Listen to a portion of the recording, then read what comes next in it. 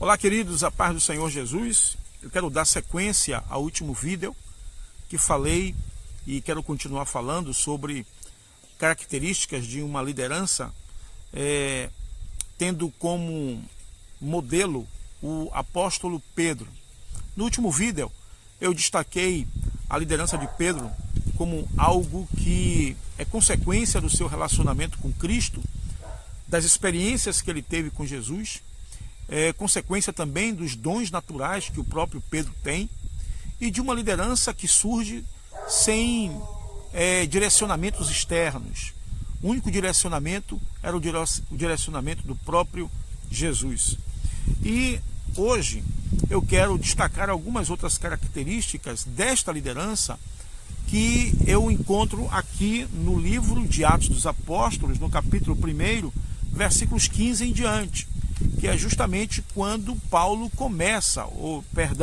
Pedro começa a dar indícios de que será um grande líder para a igreja primitiva. E eu quero destacar aqui, justamente no capítulo 1, versículos 15 ao 26, que é quando Pedro se levanta na multidão e faz a multidão de discípulos entender que precisava de alguém para substituir Judas. O texto sagrado do versículo 15 diz que essa multidão era de aproximadamente 120 pessoas. Então era um grupo pequeno que estava começando após a ressurreição do Senhor Jesus. Esse grupo estava esperando o derramamento do Espírito Santo. Só que enquanto eles esperavam, eles estavam em movimento. E aqui eu encontro algo extraordinário. Eu quero abrir um parêntese sobre isso. Porque enquanto eles esperavam, eles não estavam lá apenas sentados, orando, esperando o Espírito Santo descer. Não. A igreja estava já em movimento. Eu me lembro que quando o Senhor Jesus, pouco antes de subir ao céu, reunido com os seus discípulos, ele soprou sobre eles o Espírito Santo. Então, na verdade, o Espírito Santo, antes de ser derramado como aquilo que caracterizaria o batismo com o Espírito Santo, o derramamento do poder, o revestimento do poder do Espírito, na verdade, esse mesmo Espírito já estava trabalhando entre os discípulos. Então, a igreja começa aqui a se movimentar. A igreja ela é sempre dinâmica, ela está sempre em movimento. Então Pedro é quem é o protagonista desse primeiro movimento da igreja daqueles tempos. Então Pedro se levanta no meio da multidão de cerca de 120 irmãos e diz que é necessário que se escolha alguém que substitua o apóstolo Judas. Então eu quero destacar aqui, eu falei no último vídeo que ele mostra conhecimento bíblico e eu vou querer mostrar mais sobre isso em um próximo vídeo, o nível do conhecimento bíblico de Pedro. Mas hoje eu quero destacar algumas características desta liderança de Pedro. Primeiro é que Pedro mostra ter conhecimento dos fatos. Um verdadeiro líder é aquele que sabe em que terreno está pisando, ele conhece a história, ele sabe do que está falando. O texto sagrado diz assim,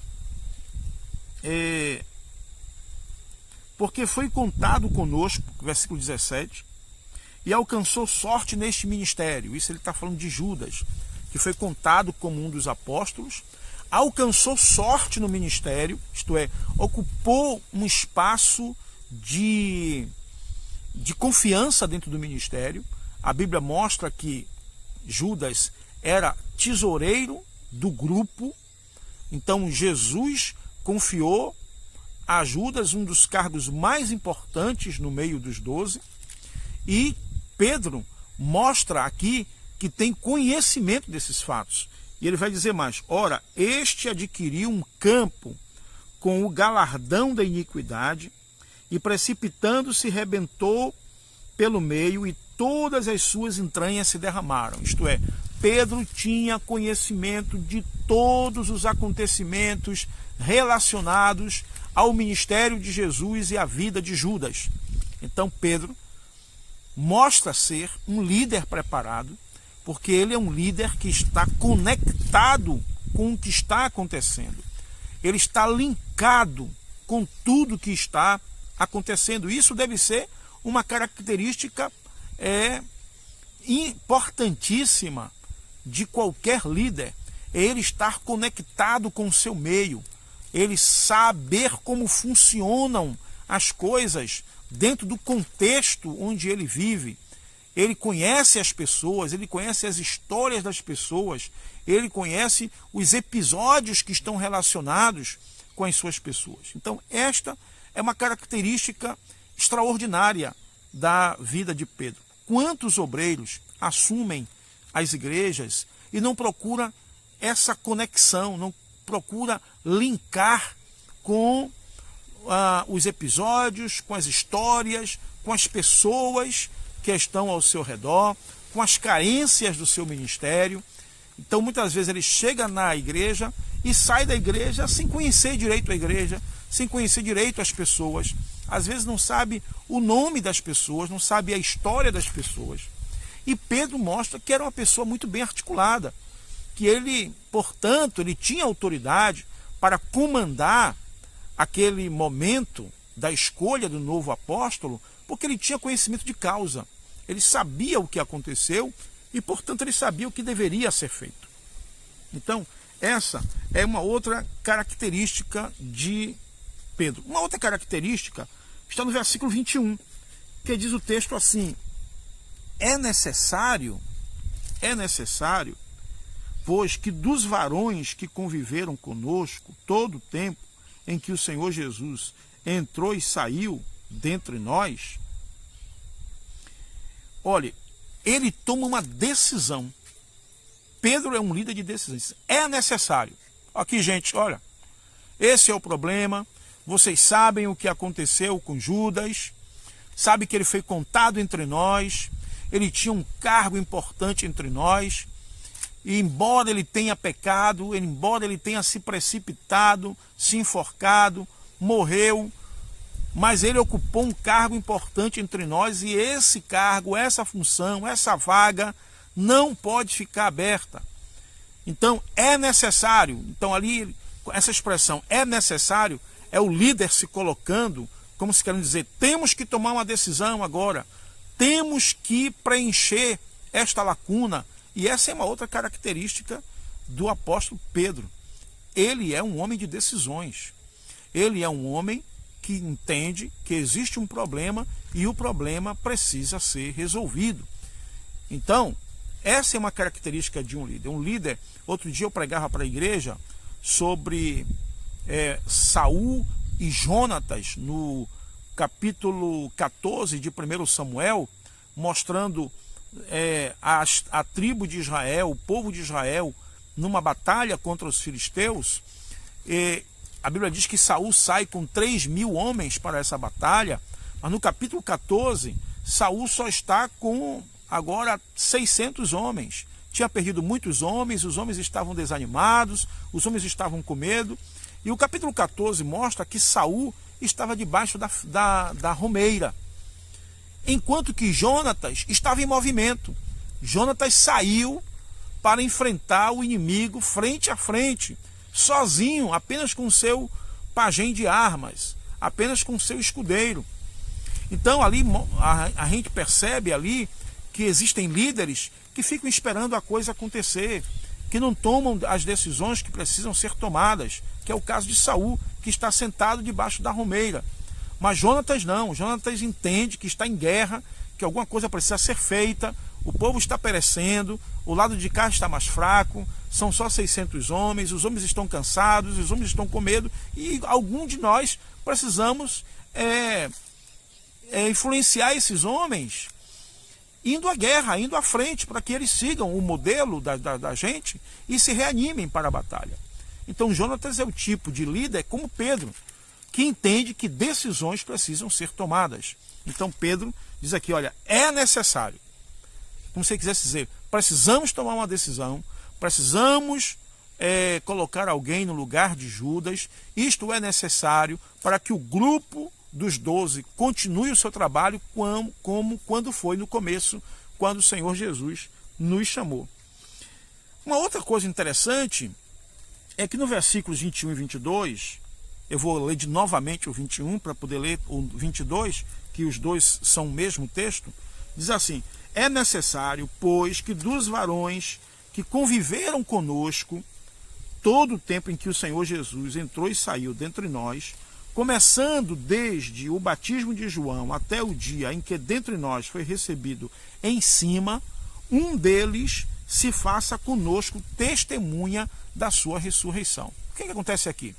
Ele não somente toma a decisão, ele não somente convence o grupo de que era necessário tomar uma decisão em relação à vaga de Judas, mas ele estabelece os critérios para ocupar o lugar de Judas. Então, foi Pedro, nessa reunião, praticamente nessa primeira convenção da igreja, nessa primeira reunião ministerial da igreja, que Judas, ou melhor, Pedro, estabelece os critérios para ocupar o lugar de Judas. E aquela linha entre nós que acredita que não existe mais apóstolos e que para ser apóstolo tem que ter essa característica, embasa muito bem, ratifica, melhor dizendo, muito bem, essas palavras do apóstolo Pedro. Então, Pedro é o homem na Bíblia que estabelece os critérios para o surgimento de um novo apóstolo. Então, ele diz aqui, olha, esse homem tem que ter duas características fundamentais. A primeira, ele tem que ter convivido com Jesus do começo ao final do seu ministério.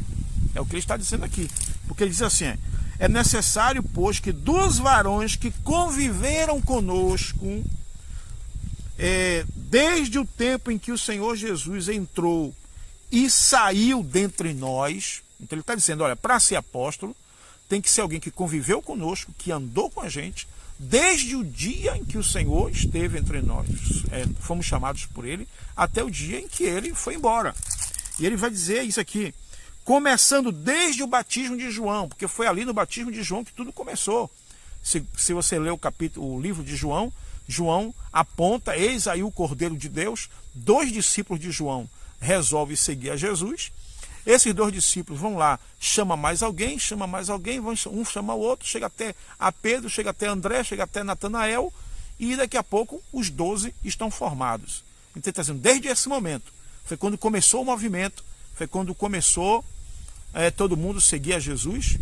Então, até o dia em que ele foi recebido no céu. Então, e ele vai dizer mais assim, até o dia em que foi recebido em cima, um deles se faça conosco testemunha da sua ressurreição. Então, primeiro, tinha que ter convivido com Jesus desde o começo, quando o grupo dos 12 começou a ser formado, até o dia da ressurreição de Jesus. E em segundo lugar, tinha que ser testemunha da ressurreição de nosso Senhor e Salvador Jesus Cristo.